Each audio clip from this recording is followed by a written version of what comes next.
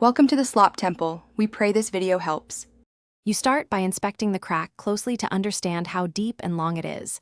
This determines repair technique. Once done, protect surrounding trim with masking film and tape so adhesives don't stain surfaces. Make sure you've cleaned the area thoroughly with high-proof isopropyl and blown out debris. Cleanliness ensures bonding. Next, roughen a 1/2-inch zone around the crack with 320 grit so the filler adheres. Put on gloves and prepare the plastic welding tool and filler strip. Now you'll weld and rebuild the damaged area.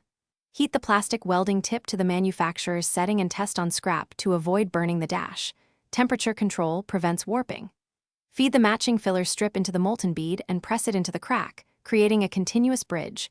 Work in short overlapping passes so the patch bonds.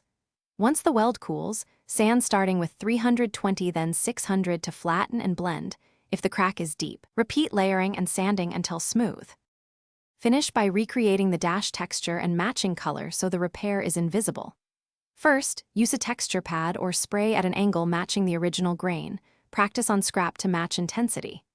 After texture cures, apply a light primer if needed and spray vinyl dye in thin coats, blending outward to avoid a halo.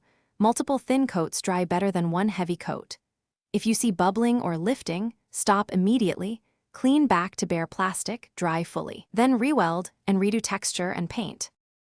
Thanks for watching. Consider subscribing if we helped you.